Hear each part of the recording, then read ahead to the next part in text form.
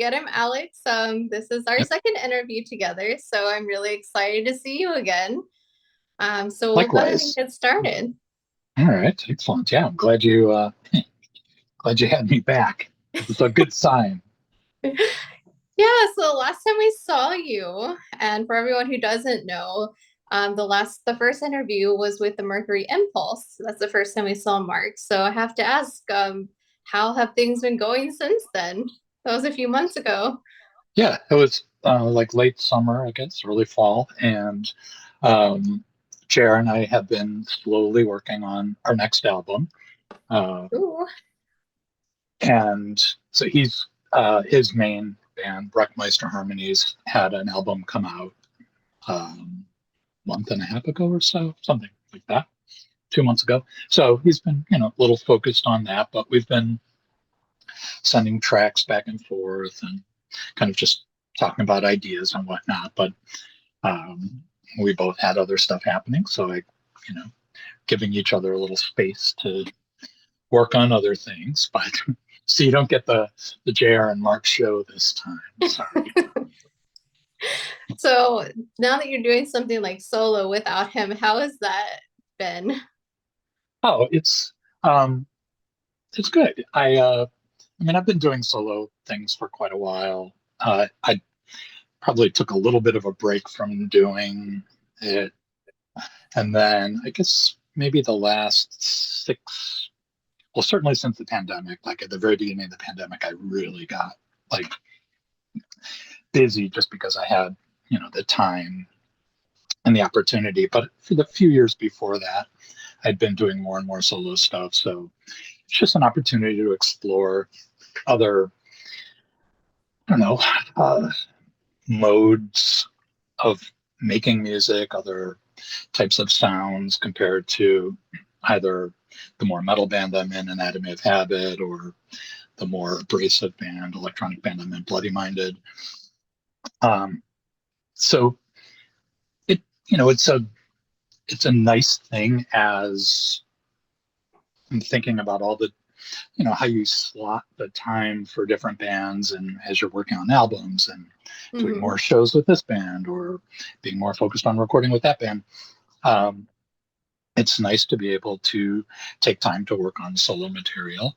It helps me think through some, creative concepts. Sometimes it inspires things that I'm doing with one of the bands. Sometimes something I'm doing with one of the bands inspires me to kind of investigate kind of a different path. Certainly, Hmm. there's a bit of a connection, as far as this type of music that I'm doing with my solo work.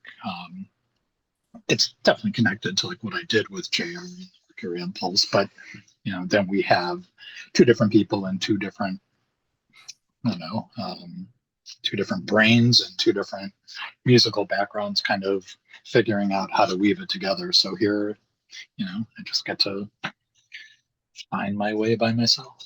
Yes. So do you kind of prefer doing a solo thing, or is there a part of you that just like enjoys collaborating?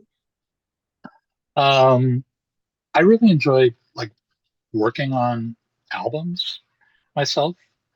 It's very, very different. Like, I mean, I've been playing in bands for so long and then started doing a little bit more like one-off collaborations after years and years of just like one band at a time. And uh, yeah, I guess collaboration, especially in the studio, opens up so many more doors because Hmm. the kind of the collective thing that's going on in everybody's head and with the sounds they bring, the instruments they play, the talent they have, you become a greater combination of your individual skills and talents and creativity. That's fantastic, and I'll never Hmm. get tired of that. Um, it's different, working on things yourself. It just forces you to kind of go through all the steps, and usually I have a sense of where I'm going with a new album, as I have tended to do in the past with band albums as well. Um, I will say that performing live is it's kind of lonely.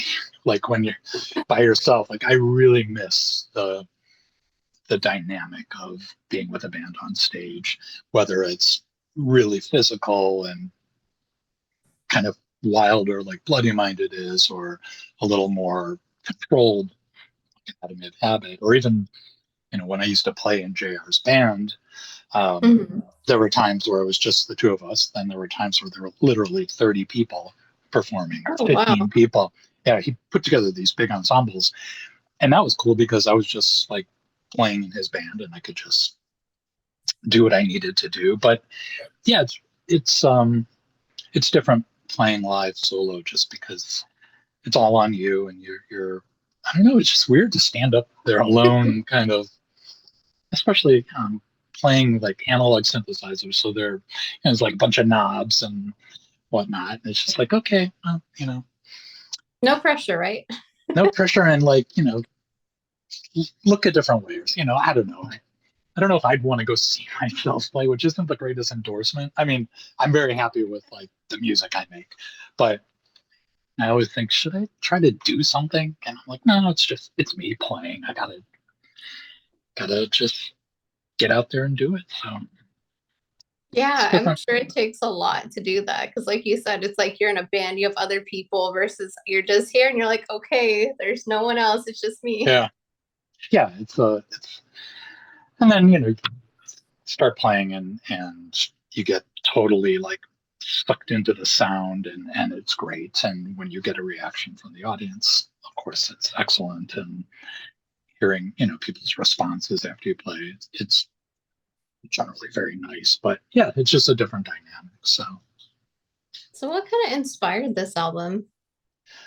um, there's there's some directions that I've been going for several years that I guess have to do a lot with how we've been. We're starting to lose a bit of a sense of physicality, or our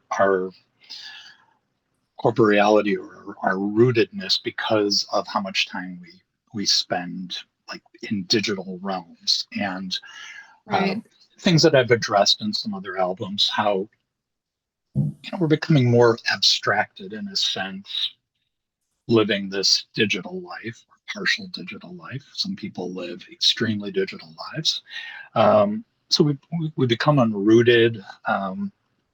And that's where I started playing with this idea of placelessness. And, for several years, I've been thinking, I want to make sure that I remain grounded. That's a big part of playing live shows, is to have that interaction with people and to be in a Right. physical space and have that energy with the audience and talk to them afterwards. And that's really important to me. So there's this, I guess, a tension that starts to be come into play, of this feeling of, again, losing a sense of place, a sense of abstraction, with a need to become more grounded. And then there's a more musical aspect of that especially when it comes to this, total placelessness. Um, I've really worked hard to start to make the sounds that I'm creating and the instruments that I'm using, which are mostly analog synthesizers, Mhm. like I'm trying to almost make them not disappear, but like lose their form, lose their known sound. Like I don't want to play a synth and just somebody goes, "Oh yeah, I know what that is. That's a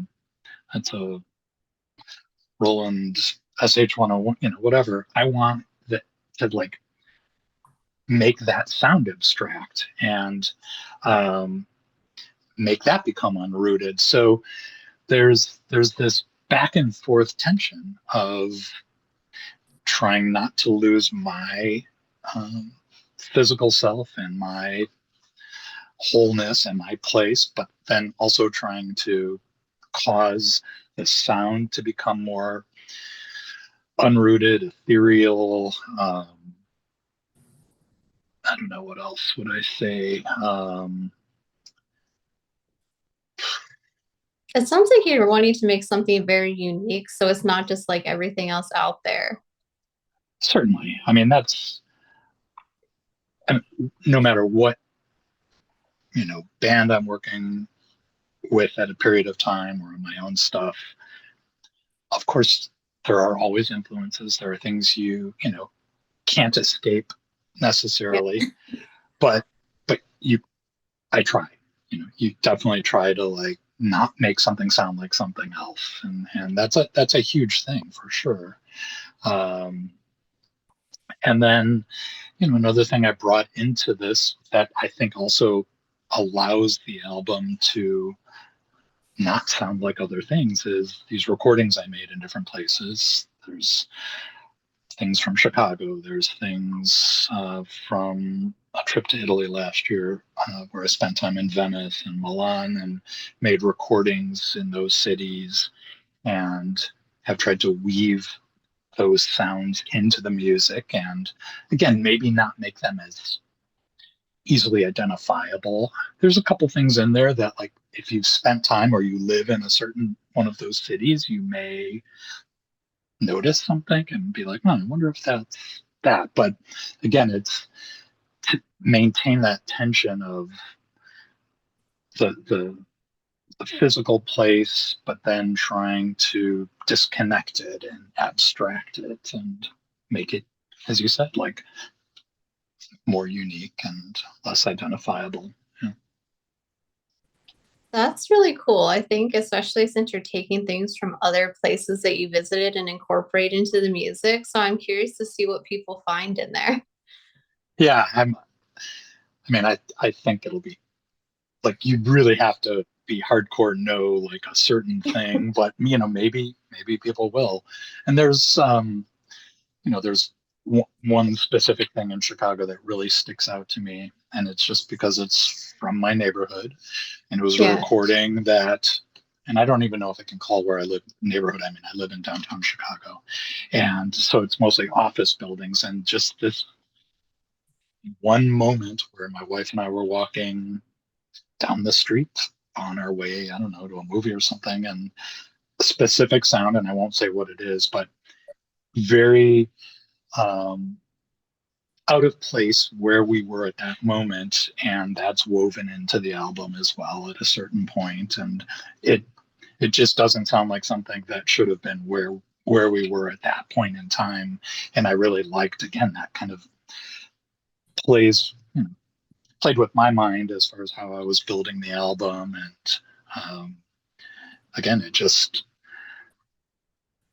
kind of plays a trick on maybe some of the urban settings that I've been weaving into albums a lot, and so yeah, I don't know, people are going to recognize like, oh yeah, that was the corner of Randolph and whatever, but we'll see what people say when they hear it. I think we're gonna have to get a detective team together and figure it all out. Yeah, I'm curious. There's little hints here and there, but we'll see what happens. So, what emotion do you hope that listeners get when they listen to the album? Um, I tried to give this album a little more oomph. Like I know with the Mercury Impulse, I mean, we definitely got into some. I don't know. I feel like there are moments on that are kind of devastating in a just a heaviness that we found, especially as the album kind of headed towards the last couple songs, like just kind of a raw, deep emotional sense. And so I tried to maybe take a little bit of a turn from that. I mean, I think people will still find this a bit unsettling. It's interesting because there are people who, whether it's with an album or even when they've seen me live, I'll have one person come up and say, "Wow, that was really unnerving." Like I don't know the bass frequencies or the high end frequencies really set me off. And then somebody else will walk over and say, that was like the most like calming thing I've ever heard. And I'm like, well, how did that just happen? Like, so that's actually a really cool thing that happens with this music is that you get these very different perspectives. So like I can listen to this and I have listened to this album over and over and over as I was like going through the mixes and mastering and just kind of figuring out the different steps. Um, for me, it's generally, uh, I don't know, it's got abrasive aspects to it, but I still Mhm. find it pretty calming in a sense. Um, I tried not to like pour it on too thick as far as like, I don't know, the more melancholy or morose side of things. But I feel like for for an album that is rooted in urban landscapes still, which a lot of the work I've been doing is, it's just meant to feel like a little disconnected, a little off, a little like what's going on, like where you'd have to kind of look like maybe it it kind of affects your brain in a way where you're wondering if somebody's behind you or it's just like a trying to think of a word that I was looking for. Mhm.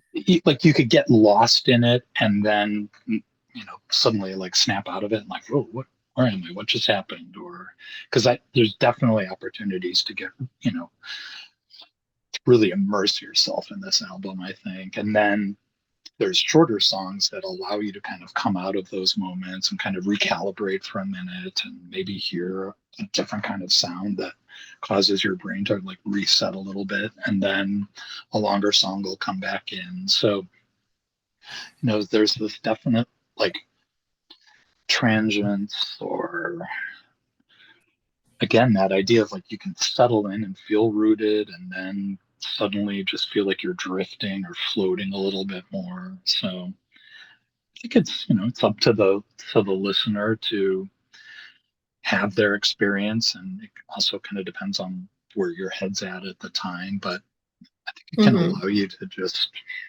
kind of pull away a little bit without, I'm not going into like overly meditative or Mhm. anything like that, but maybe there's moments here and there. So I listened to the album, I think it's been like a week ago, and it's just so unique. Like there's just nothing out there I feel like it. So I think having that experience, like you said, it's like, okay, you're just like in it and you're like, oh wait, I'm listening to this. And it's just like I don't really know how to explain it. It's just so different.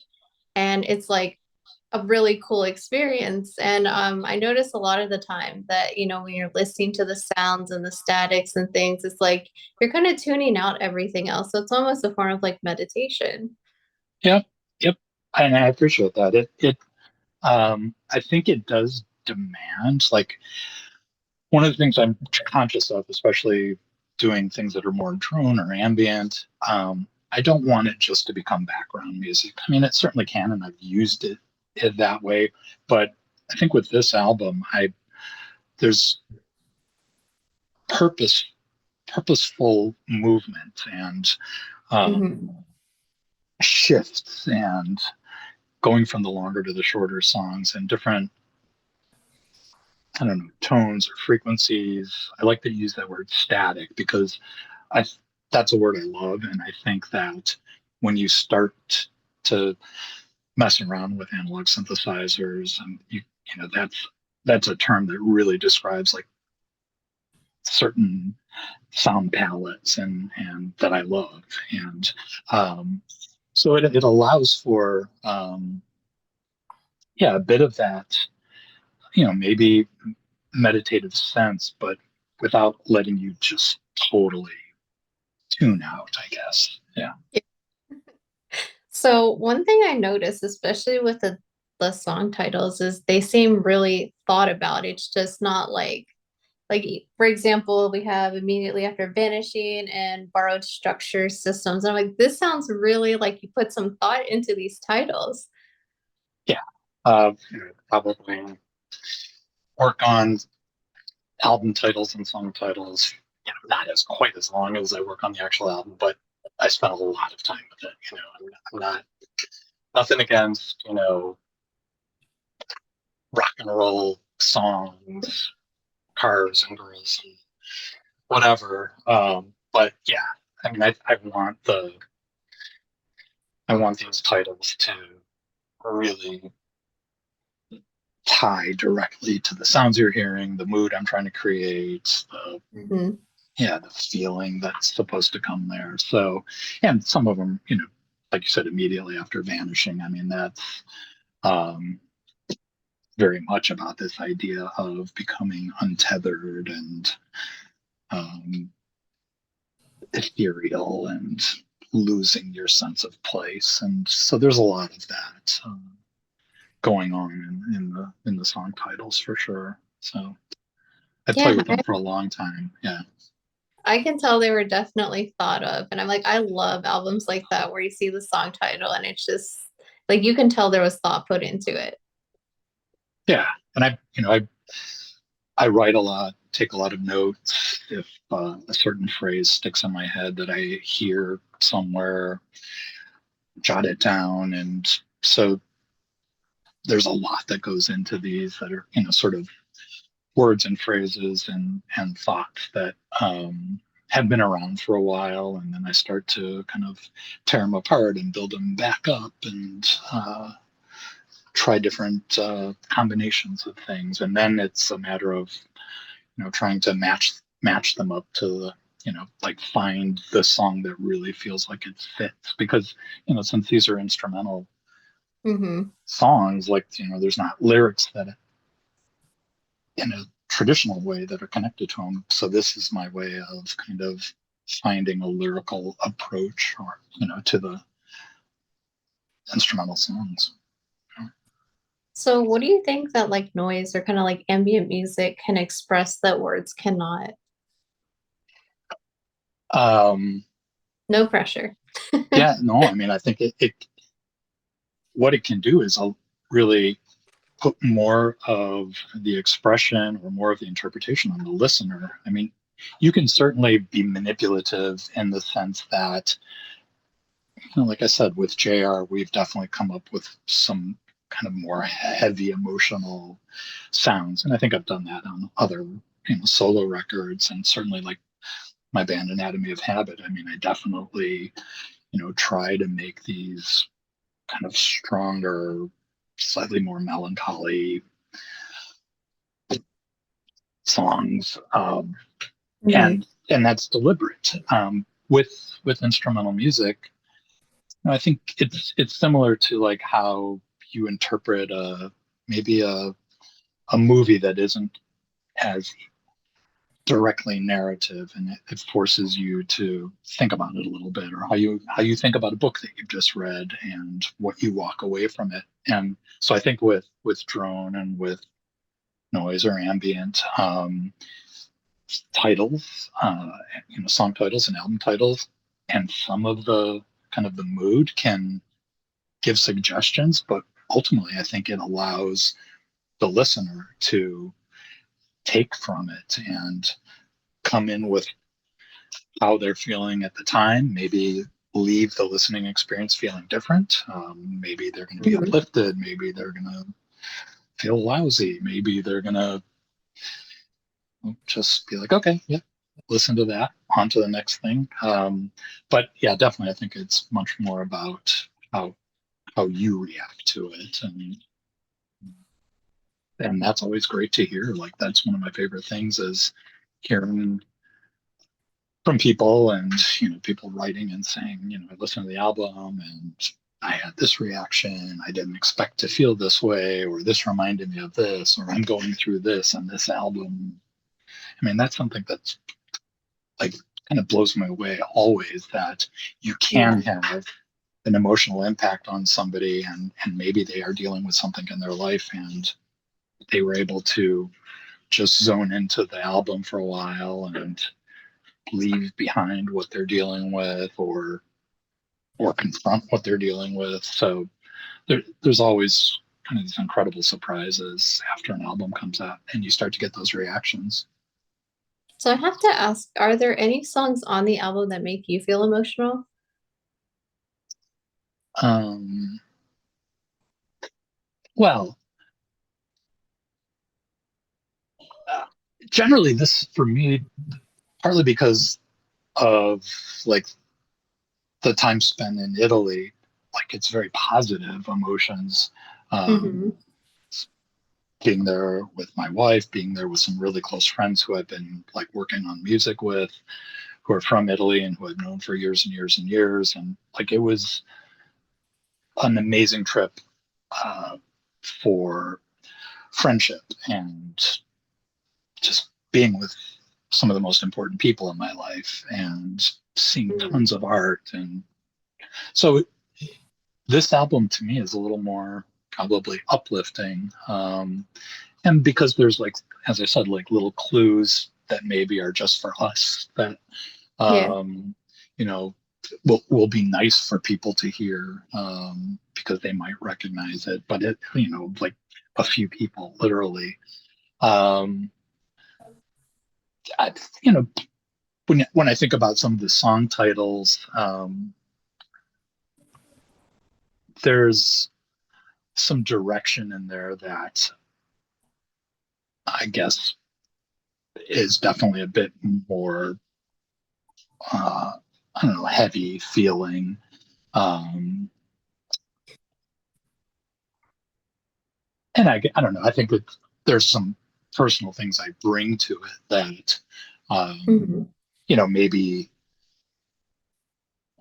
cause me to spend time thinking about this or dealing with this tension of being abstracted or being obliterated or being, um, feeling, untethered. Hmm. So I can kind of personally bring that into the listening experience. Um, but I don't think there's anything too, I don't know, downer on this one for me.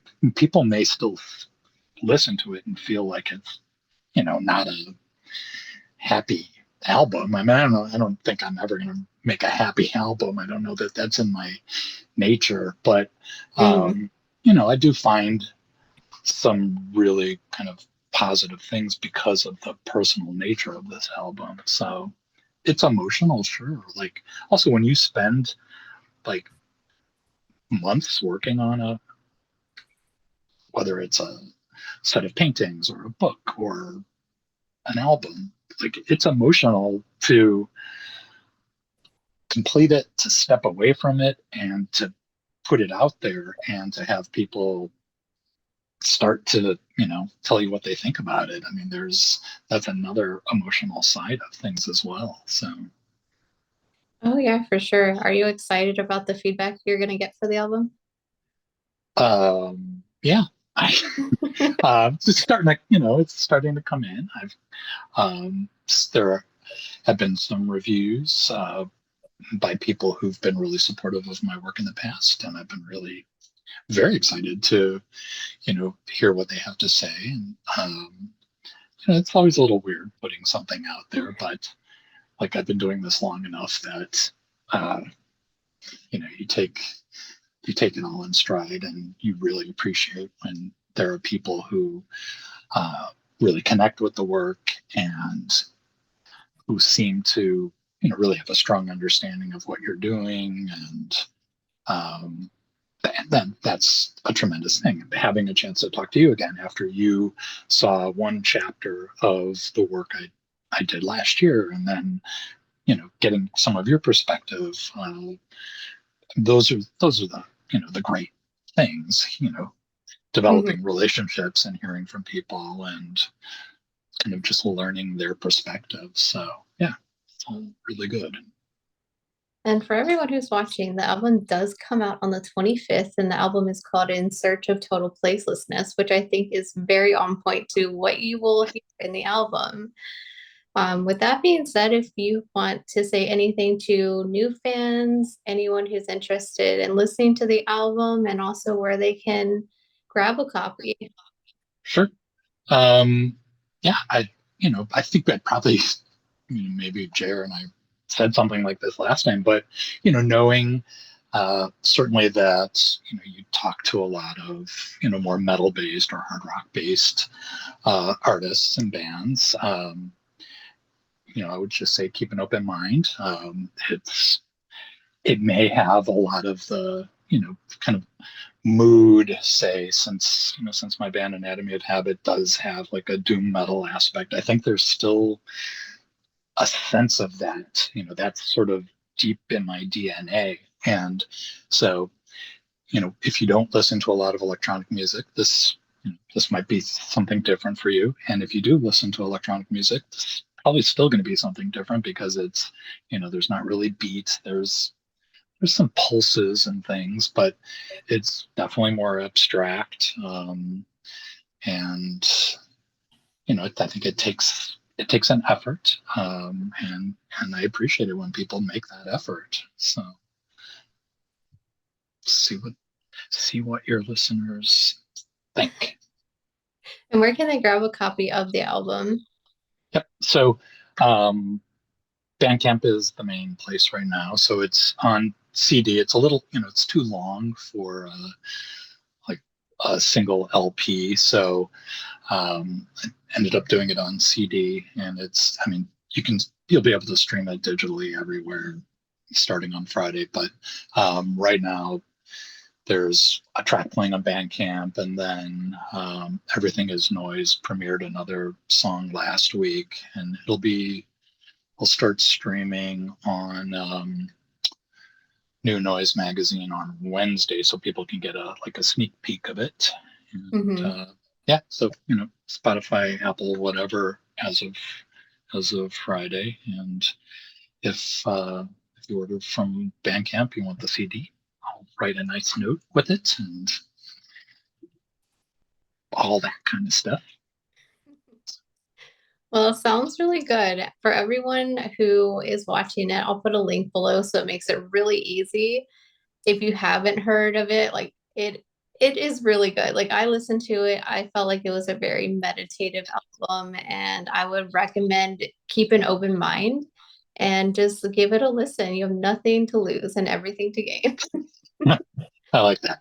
Very, very positive approach. Yeah, And then when I upload it, I will tag you on Instagram, and that way you can share it with your followers as well. excellent. I will do that, of course.